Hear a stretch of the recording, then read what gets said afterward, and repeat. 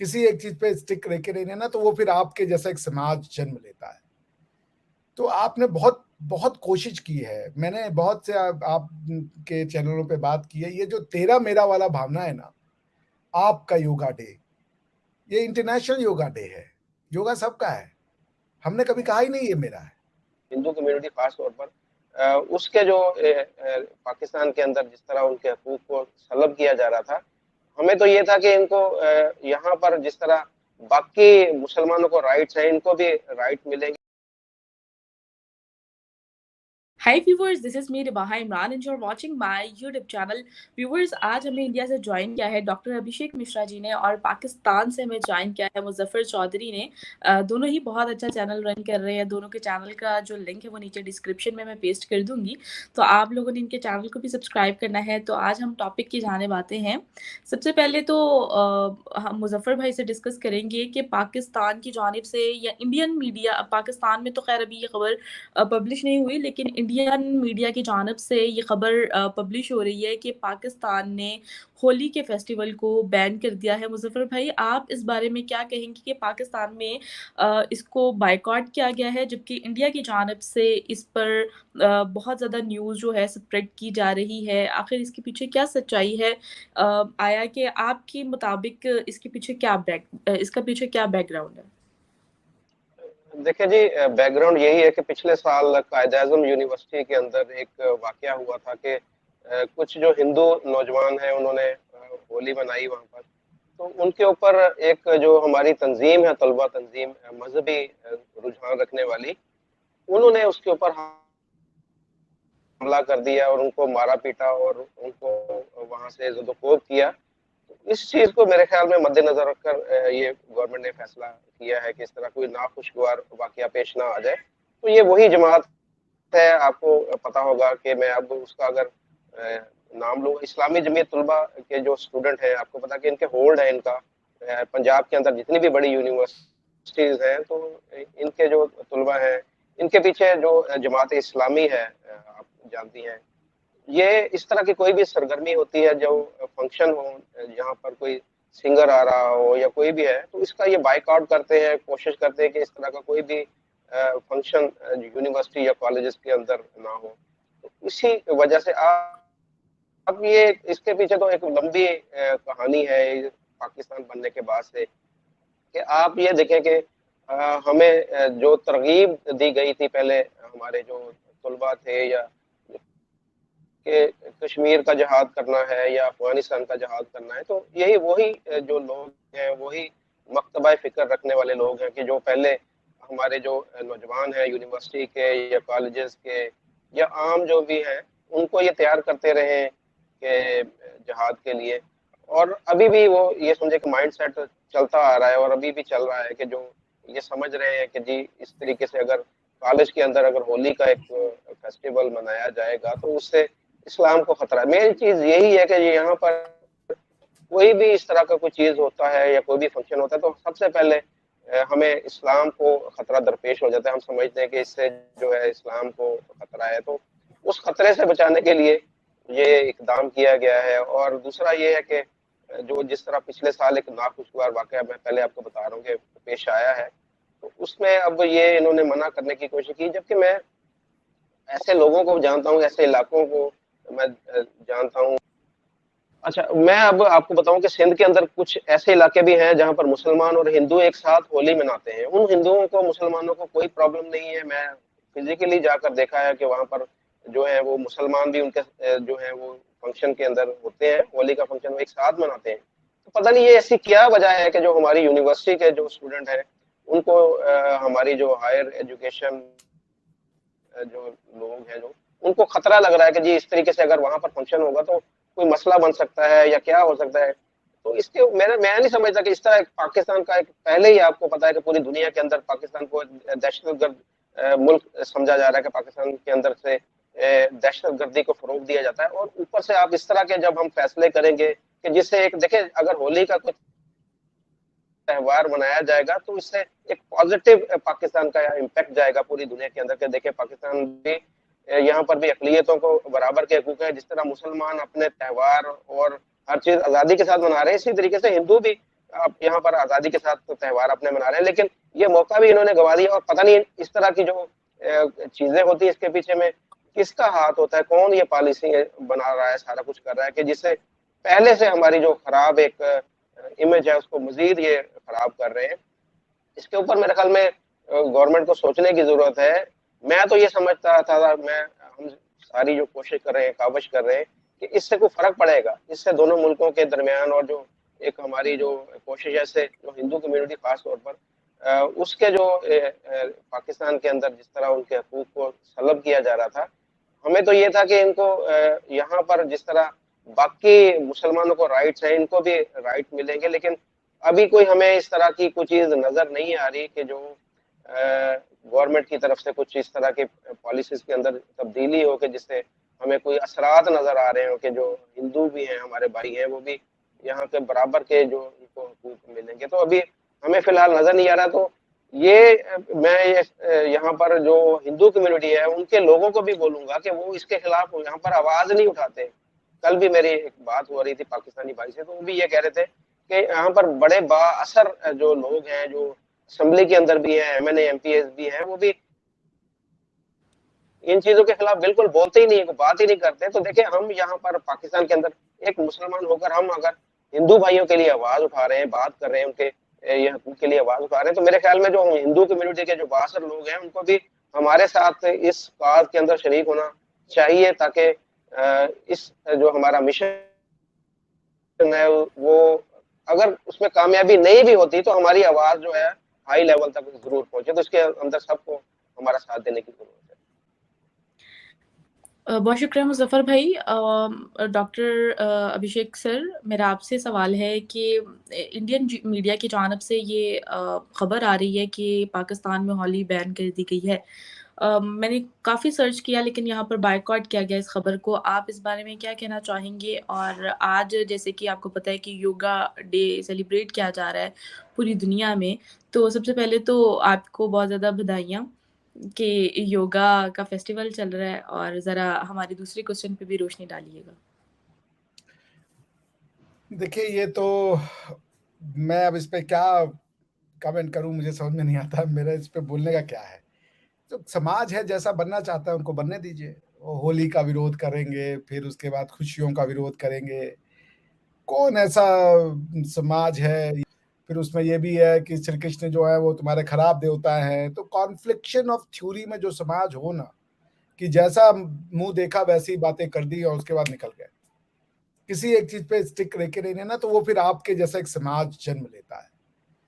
तो आपने बहुत बहुत कोशिश की है, मैंने बहुत से आप के चैनलों पे बात की है। ये जो तेरा मेरा वाला भावना है ना, आपका योगा डे, ये इंटरनेशनल योगा डे है।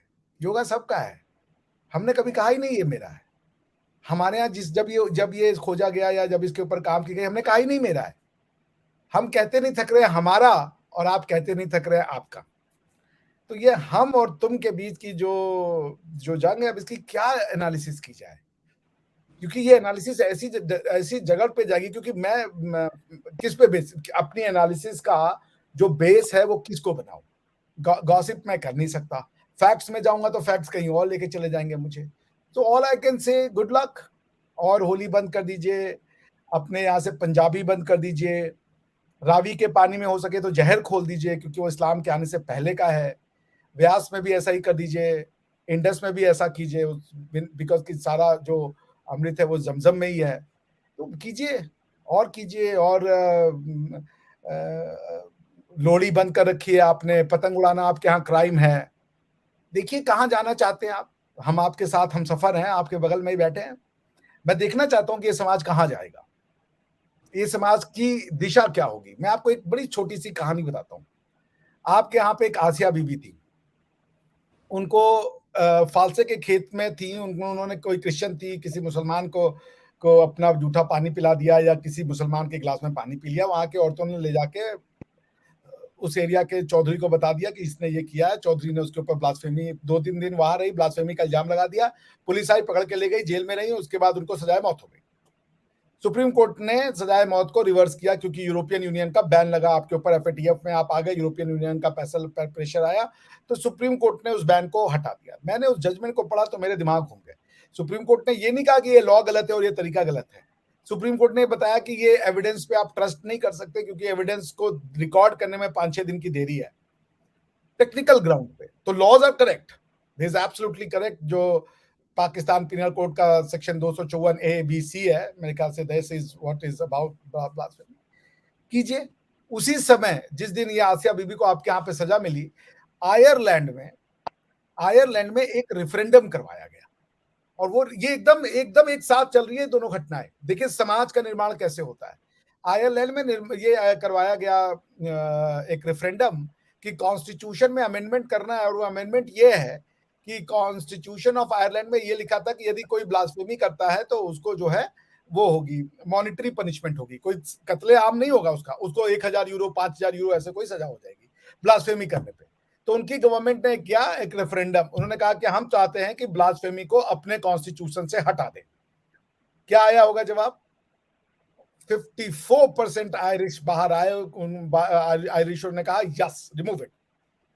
आयरलैंड एक बहुत स्ट्रॉन्ग कैथोलिक या प्रोटेस्टेंट क्रिश्चियन सोसाइटी है, पर देखिए समाज 54% लोग उस समाज के बाहर आए, उन्होंने कहा ब्लास्फेमी को हटाइए और वो हट गया। कहां ले जाना चाहते हैं आप अपने समाज को, ये आप डिसाइड कर लीजिए। आज होली पे बैन करोगे, फिर तो मैं कह रहा हूं वेदों में है प्राप्त, ये सारी जो नदियां आप कह रही है वेदों में वर्णन है इनका, इनको बैन करो ना। भारत से आने वाली हर चीज का बैन करो, हवा का बैन करो, पानी का बैन करो, मिट्टी का बैन करो, फिर टमाटर बनाने के ट्रेड कहां से लाओगे? मैंने वो आपके एचईसी का बाय द वे वो पढ़ा नोटिफिकेशन, ट्विटर पे वो है। तो ठीक है करें आप, अब इस पे क्या एनालिसिस की जाए। आप बनना चाहते हैं, आपको सिखा दिया गया है कि हम अलग हैं और हम एक इस्लामी मुल्क हैं, तो फिर मुबारक हो आपको। चलिए आगे बढ़िए, देखते हैं 10 15 20 साल 25 साल बुद्धि तो आएगी कभी ना कभी, तब देखा जाएगा। अभी इस पे तो और क्या बोले, होली बैन करना चाहिए। होली आपके लिए नहीं है, होली किसी भी तरीके से एक अच्छा त्यौहार नहीं बनाया जाता, इस्लामी पर्सपेक्टिव से ये बहुत घटिया त्यौहार है, बिल्कुल बैन होना चाहिए। आपके सोसाइटी में होली की कोई जगह नहीं है, ये अच्छा हुआ, मैं इसका सपोर्ट करता हूँ। सर अफ़सोस ही हो रहा है मुझे आपकी ये बात सुन के, मतलब मैं अब क्या कह सकती हूँ इस बात पर। अच्छा सर, मैं यहाँ पर एक क्वेश्चन करूँगी कि माइनॉरिटीज़ जब इंडिया पाकिस्तान अलग हुए तो इंडिया में माइनॉरिटीज़ की जो तादाद है वो बढ़ती जा रही है, जबकि पाकिस्तान में माइनॉरिटीज़ जो हैं वो 1% के राउंड अबाउट है। आप इस बारे में क्या कहना चाहेंगे? मैं आपको पहले करेक्ट करना चाहूंगा, इंडिया में माइनॉरिटी नाम की चीज है ही नहीं, कोई माइनॉरिटी नहीं है इंडिया में। There is nothing called minority in India. Minority in India is only restricted to the level of Article 13 Constitution, which says that if you are a दो तरह की माइनॉरिटी अगर फिर है, लिंगुअल और माइनॉरिटी और रिलीजियस माइनॉरिटी, उनको school college अपने खोलने का हक है बस। लेकिन कैसा माइनॉरिटी भाई, जब हमारे यहाँ हर कोई प्रधानमंत्री, हर आदमी के वोट की वैल्यू एक है, ठीक है, चाहे हिंदू हो, मुस्लिम हो, सिख हो, क्रिश्चियन हो, पारसी हो, सबके वो एक है। माइनॉरिटी का रोना रोने वाले सिर्फ आप लोग हैं। न तो पारसी रोता है हमारे यहाँ माइनॉरिटी का रोना, पारसी -0.1% पे है, और पारसियों ने पूरे इंडिया की इकोनॉमी पे कब्जा कर रखा है। किसी ने नहीं बोला भाई, कोई जाके नहीं मारने जा रहा है कि टाटा को मारो, बिरला, अरे टाटा को मारो, ये मिस्त्री को मारो। आपकी जो कायद हैं, कायदे आजम मोहम्मद अली जिन्ना अना, वो जो हैं, उनकी जो बिटियां हैं, उनकी बिटिया का जो उनकी बिटिया यहाँ आई वापस इंडिया में, उसने किससे शादी की? एक पारसी से शादी की, नुस्ली वाडिया से। वाडिया फैमिली आज की सबसे one of the richest family है, बॉम्बे डाइंग और कई तरह के पेंट्स वेंट्स में उनका काम चलता है। हमने मारना शुरू किया उनको।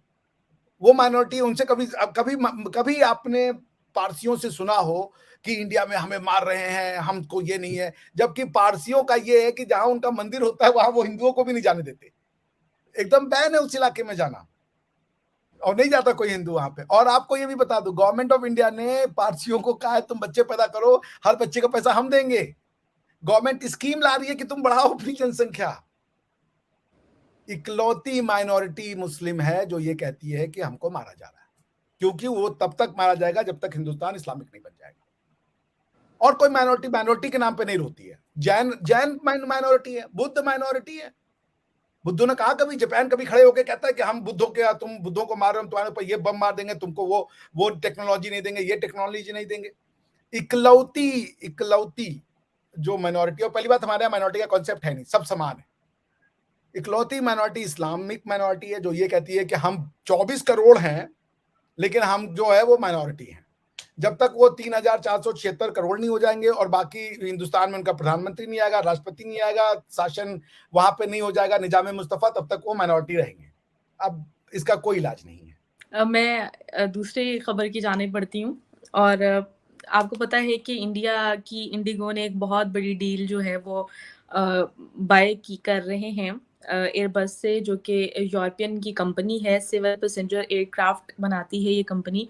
तो 500 प्लेन का ऑर्डर दिया है इंडिगो ने, जो कि इंडिया की कंपनी है, एक यूरोपियन कंपनी को। आप इस बारे में क्या कहना चाहेंगे कि ये हिस्ट्री की बहुत बड़ी डील थी, आप इस हवाले से क्या कहेंगे?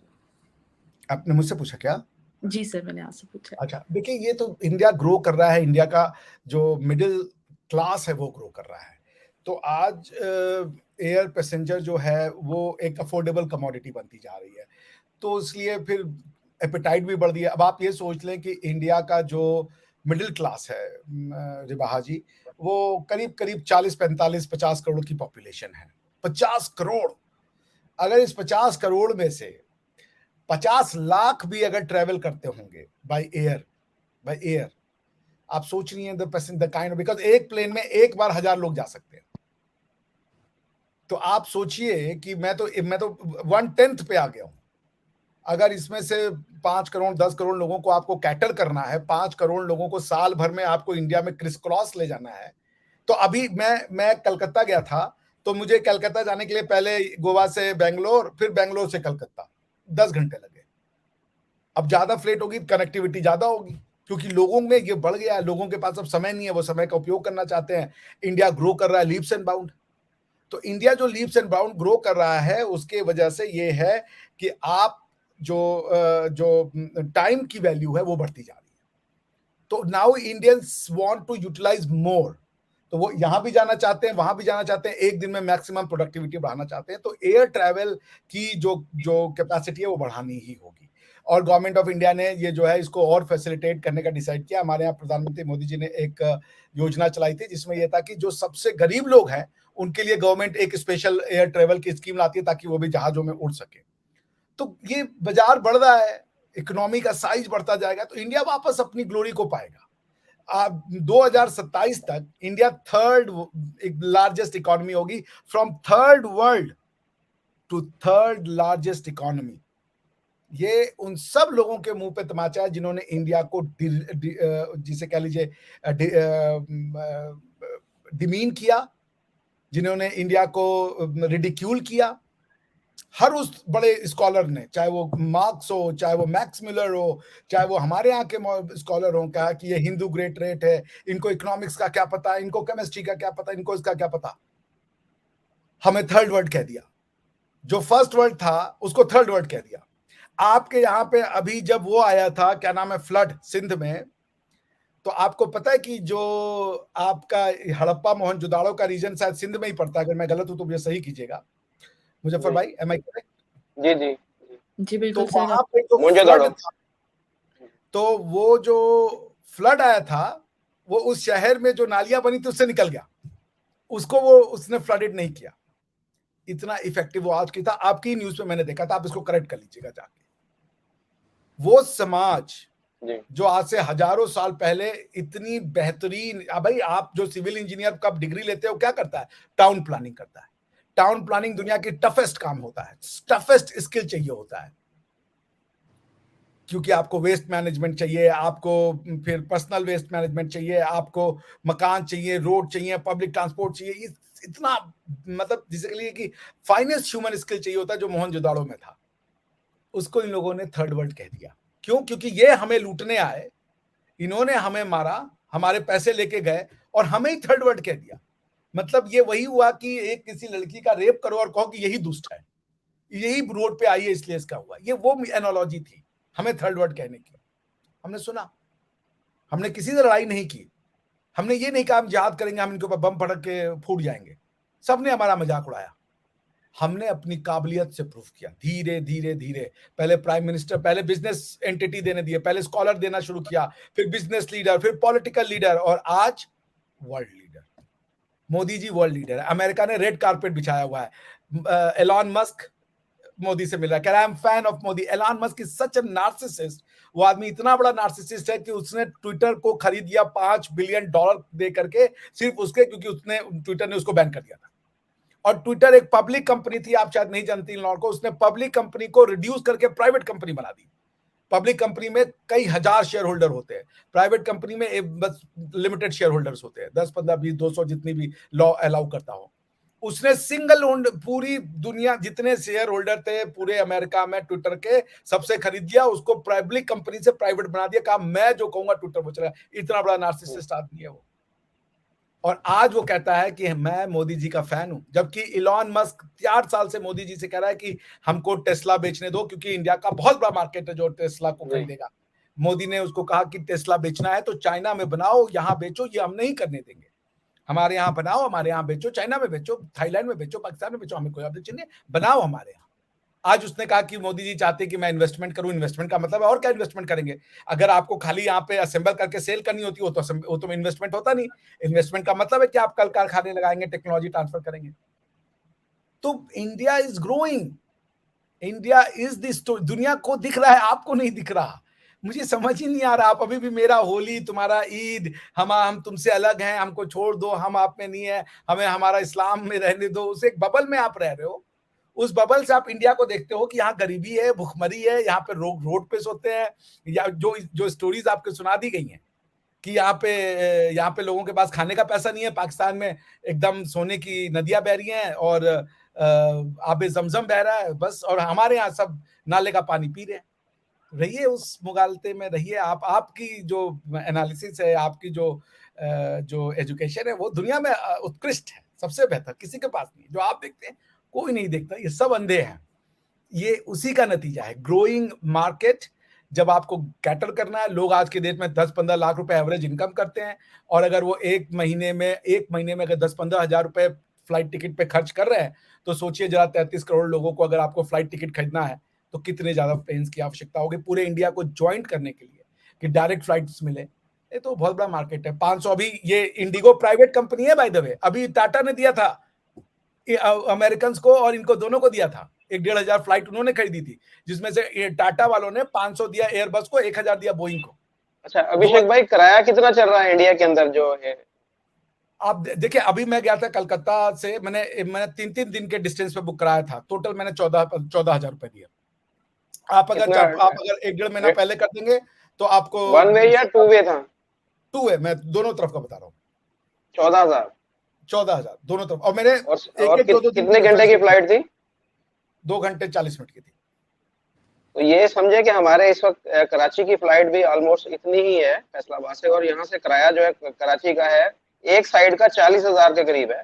यानी अगर 2 वे कराएंगे तो 80,000 रुपए किराया होगा। हाँ, तो हमारे हिसाब से, हमारे यहाँ के हिसाब से वो 80,000, अब 20-3 60, 30-3 90, यानी कि वही 25-26 बड़ा। हाँ, आप हमसे 10-15 गुना बड़े हैं। नहीं, आपके यहाँ पे वो नहीं है किराया, तो फेयर तो समान होगा, क्योंकि जो एयर फ्यूल होता है उसका तो सब रेट सब रहता है। हालांकि आपके यहाँ कुछ ज्यादा लगेगा, बिकॉज आपके यहाँ वो है नहीं मार्केट, वो नहीं है। पॉइंट है कि डू यू हैव कंज्यूमर्स? वो तो आपका तो अभी मलेशिया ने प्लेन जब्त कर लिया। हम 500, हमारी प्राइवेट कंपनी 500 उसका प्लेन का ऑर्डर दे रहा है। आपकी सरकारी कंपनी के प्लेन जब्त हो रहे हैं। लेकिन होली बंद कीजिए कीजिए। हम देखना चाहते हैं, अगर मेरी जिंदगी रही, ये समाज कहां जाके रुकेगा। आपका ही नहीं, हमारे अंदर का भी।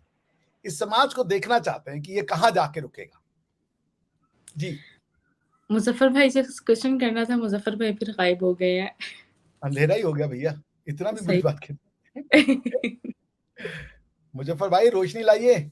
मुजफ्फर भाई को गुस्सा आ गया बैन करने पे या तो फिर उनको इंडिया के ऑर्डर पर गुस्सा आया, या मलेशिया के प्लेन जो सीज किया है मलेशिया ने उस पर गुस्सा आया।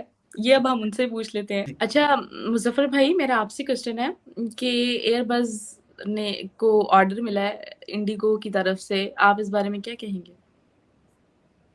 देखिए, ये तो अब देखिए, मैं तो इनकी बात को सेकंड करूंगा कि जैसे आज एलोन मस्क ने वहां पर मोदी जी के साथ मुलाकात की और बोला है कि जी वो टेस्ला जो है इंडिया के अंदर ज्यादा से ज्यादा इन्वेस्टमेंट करना चाह रहा है।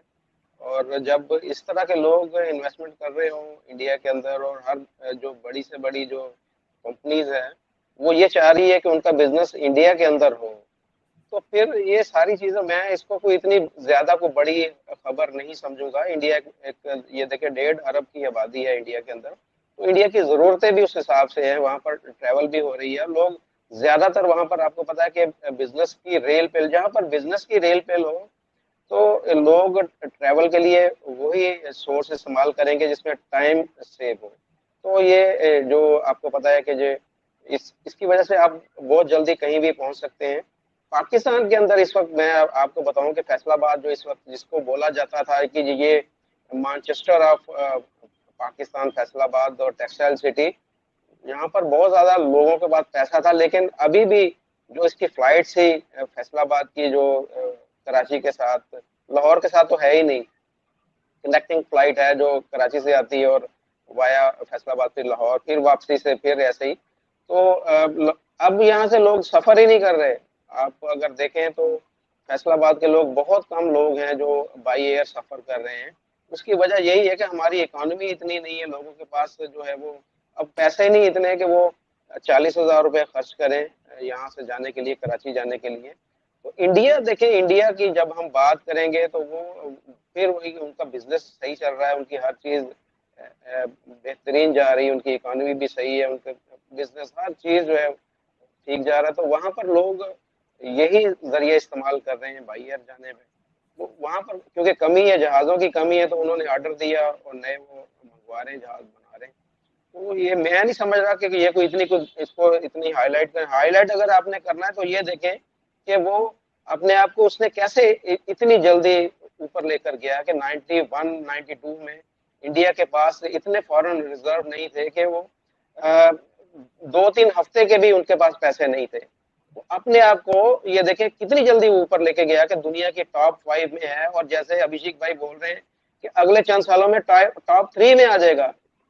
नोट करने वाली चीज तो ये है कि वो कैसे उन्होंने एक बंदा जिसके पास पैसे ही ना हो खर्च करने के और वो चंद सालों के अंदर दुनिया का अमीर तरीन बंदा बन जाए। तो ये चीज नोट करने वाली है। आगे वो नोट करने वाली नहीं कि उसने इतने जहाज खरीद लिए या उसने ये कर लिया या वो ऑर्डर कर दिया। सोचने और देखने वाली और सबक हासिल करने वाली और मिसाल देने वाली चीज ये है कि उन्होंने ये तरक्की किस तरीके से की है कि इतने सालों में उन्होंने अपने मुल्क के अंदर गुर्बत को शिकस्त दी। अब देखें वहां पर पहले कितनी गुर्बत होती थी इंडिया के अंदर, अब वहां पर गुर्बत की शरह पाकिस्तान से बहुत ज्यादा कम है।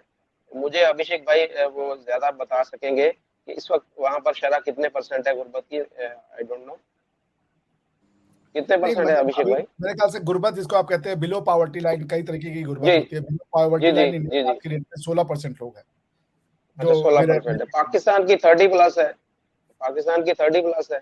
अब वहां पर देखें इन्फ्लेशन रेट क्या है और पाकिस्तान के अंदर क्या है। ये सारी चीजें देखने वाली हैं कि उन्होंने अपनी हर चीज को किस तरीके से मॉनिटर करके उसको कंट्रोल में लाए हैं। उन्होंने जो पॉलिसीज बनाई है, 5 साल पॉलिसीज हैं या 10 साल, जिस तरीके से भी है, वो उनको कैसे वो लेकर चले हैं, किस तरीके से अपने मुल्क को उन्होंने बेहतर बनाया है और लोगों की फलाह के लिए काम किया। आप अगर पाकिस्तान के अंदर देखें तो यहाँ पर आपको कोई पॉलिसी ऐसी नजर नहीं आती कि जिससे हमारी इकोनॉमी को बूस्ट किया जा सके।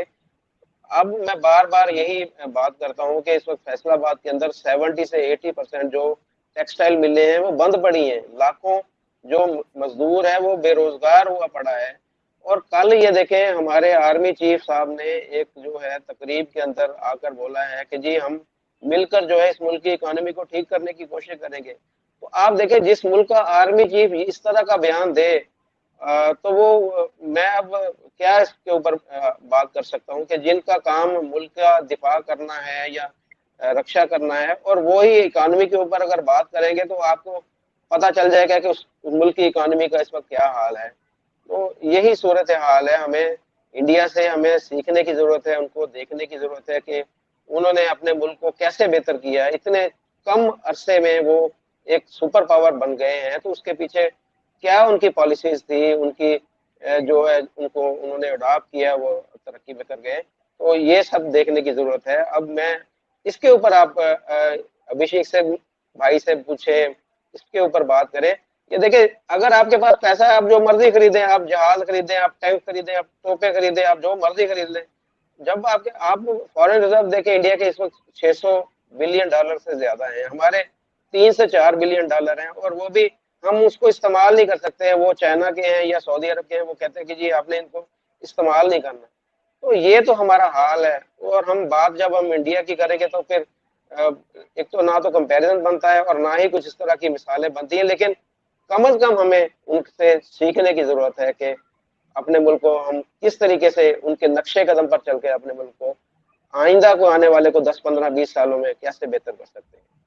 मुज़फ़्फ़र भाई, आपने बिल्कुल बात ठीक की। कंपैरिज़न तो नहीं बनता, कंपैरिज़न तो दो ऐसी चीज़ों का बनता है जो इक्वल हो। कंपैरिज़न उनका बनता है, तो यहाँ पर तो कंपैरिज़न आता नहीं है, ठीक है? और वो काफ़ी ग्रो कर रहे हैं, हमें सीखने की ज़रूरत है। तो अभिषेक सर, मेरा आपसे एक आखिरी सवाल है कि ये डील आपके लिए बड़ी फ़ायदेमंद है और इससे इंडिया को बहुत ज़्यादा डेवलपमेंट की तरफ जो है वो फ़ोकस होगा, मतलब इंडिया जो है वो डेवलप करेगा और वहाँ के आवाम के लिए बड़ा एक रिलीफ़ मिलेगा उन्हें। तो सर, इस तरह की जो प्लेन्स हैं, आप यूरोपियन कंपनीज़ पर क्यों इतना डिपेंड कर रहे हैं? आप अपने मुल्क में क्यों नहीं इसको मेक इन इंडिया के प्रोसेस के थ्रू बना रहे हैं? आप इस बारे में क्या कहेंगे? जबकि इंडिया के प्राइम मिनिस्टर नरेंद्र मोदी जी ने मेक इन इंडिया को बहुत ज़्यादा प्रमोट किया है। तो इन मामलात में मेक इन इंडिया को क्यों नहीं आगे मतलब लेकर आ रहे, क्यों नहीं प्लेन इंडिया में बनाया जा रहा? क्या कहेंगे कि जबकि यूरोप की कंपनी पे क्यों डिपेंड किया जा रहा है? बड़ा अच्छा क्वेश्चन है, मिलियन डॉलर क्वेश्चन है। देखिए, दो तरीके के प्लेन्स होते हैं, फाइटर एयरक्राफ्ट और सिविल एयरक्राफ्ट। तो फाइटर एयरक्राफ्ट जब भी इंडिया ने डील किया था, पहले राफेल वाला अगर आप देखें, अभी हमने राफेल लिया फ्रांस से, तो वो हमने ऑफ द शेल्फ उठा लिया 31। ऑफ द शेल्फ मतलब रेडीमेड कंडीशन में हमने उनसे कहा कि चूंकि हमारे जो नंबर ऑफ स्क्वाड्रंस थे वो रिक्वायर्ड जो requisite number of minimum squadron होने चाहिए, तो उससे बहुत ज़्यादा नीचे गिर गए थे। तो फिर हमें चाहिए थे 60-65 इमीडिएटली, तो हमने 31 ऑफ द शेल्फ ले लिया उनसे। उसके बाद अभी हम, मेरे ख्याल से, हम प्रिटी श्योर की जो आरएफसी होता है, जो प्रोसीजर फॉलो करना होता है रिक्विजिशन के लिए, वो गई होगी, जिसमें फाइटर एयरक्राफ्ट जो भी अब इंडिया में आएगा वो उसको बनाना होगा। अब दिक्कत ये है इंडिया के साथ, कई बार ना जो आपकी प्रॉस्पेरिटी आपके लिए खतरा बन जाती है। मैं अच्छी तरह जानता हूँ, मैंने करीबन 1 महीना लगातार इकोनॉमिक टाइम्स में पढ़ा था कि लॉकहीड मार्टिन, जो कि एक बहुत बड़ी कंपनी है, बनाती है आपका F-16, F-18, F-20 जो बनाती है, लॉकहीड मार्टिन ने पिछले साल इतना जोर डाला था मोदी गवर्नमेंट पे कि आप हमको आने दीजिए, हम यहाँ पे पूरा का पूरा फाइटर एयरक्राफ्ट बनाएंगे और दुनिया भर को बेचेंगे यहाँ से। जो हम अपने अमेरिका से बेचते हैं उसको बेस हम यहाँ बना देंगे। मगर दिक्कत ये था कि अगर आप F-18 और F-20 यहाँ बनाएंगे तो सुखोई, रशिया आपसे नाराज हो जाएगा, चाइना आपसे नाराज होगा। इतना आसान नहीं होता कि आप बुला लें अपने यहाँ पे, ठीक है ना। अभी इंडिया और रशिया ने डील किया है कि सुखोई का जो 5th जनरेशन है, 5th एंड हाफ जनरेशन, जो multi role aircraft combat aircraft है, उसमें हम लोगों की बातचीत चल रही है कि हाँ, हम जो है वो एक साथ उसको वो करेंगे, समझ रही हैं, डेवलप करेंगे। तो और जहां तक रही बात सिविल एयरक्राफ्ट की, सिविल एयरक्राफ्ट में क्या है कि इतना ज्यादा कॉस्ट पड़ जाएगा कि कई बार आप उसको घर पे बनाने जाएंगे, उसका कॉस्ट इतना ज्यादा बन जाएगा कि बाहर से खरीद ही ले, तो ज्यादा चीप पड़ जाता है। तो इसलिए आपने फिर वही है कि उसको घर से बाहर से खरीद लो, उसकी जरूरत नहीं है, उनके पास ऑलरेडी वो टेक्नोलॉजी है, आपका पैसा है, आप खरीद लो। हाँ, फाइटर्स वाला हम चाहते हैं कि हम खरीदें अपने आप पे वो डेवलप करें, स्थिति वो हो रही है और soon we will do that. But मैंने बताया ना कि हर चीज आप अपने आप बनाओ, ये भी ठीक नहीं है ना, क्योंकि उसको R&D करने में, उसमें लोगों की कैपेसिटी बनाने में जितना आप इन्वेस्ट करेंगे, that will be more expensive than कि आप जाके बाहर से मार्केट में खरीद लाए, समझ रही है ना। क्योंकि आप समझ लीजिए, जैसे कि अब आप अचार घर पे बना के शायद बाहर अगर 40 रुपए का ला रही है, तो आप घर पे उसको बनाने जाएंगे तो 80 रुपए का पड़ जाएगा, क्योंकि आप बनाएंगे छोटा सा और उसमें दुनिया भर का मसाला लाएंगे, दुनिया भर के फल फ्रूट खरीद के लाएंगे, वो आपको कॉस्टली पड़ेगा। जो बड़े स्केल पे बना रहा है उसके लिए वो चीप पड़ता है। तो इसलिए भी है कि मेक इन इंडिया में सिविल एयरक्राफ्ट पे इसलिए हम ज्यादा जोर नहीं दे रहे हैं, लेकिन हाँ, फाइटर कॉम्बैट एयरक्राफ्ट पे बात चल रही है। तो अब यही है कि इंडिया कैसे इन कॉन्फ्लिक्टिंग इंटरेस्ट को बैलेंस करे। अब आप देखें कि ये जो बाय द वे जितने ऑर्डर्स दिए सब प्राइवेट कंपनी है, गवर्नमेंट का कोई लेना देना नहीं। तो देखिए इंडिया का नॉर्मल इंसान कितना मजबूत हो रहा है, प्रॉस्परस हो रहा है।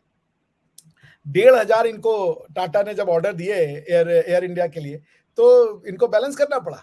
500 इन्होंने एयरबस को दिया, 1000 बोइंग को दिया, या उल्टा 1000 उसको दिए उन्होंने, ये बोइंग वालों को। तो बोइंग का जो ड्रीम लाइनर, बोइंग 787, बोइंग 747 कई तरह की आती हैं, एयरबस का एयर 380 और जंबो और ये सब का आता है।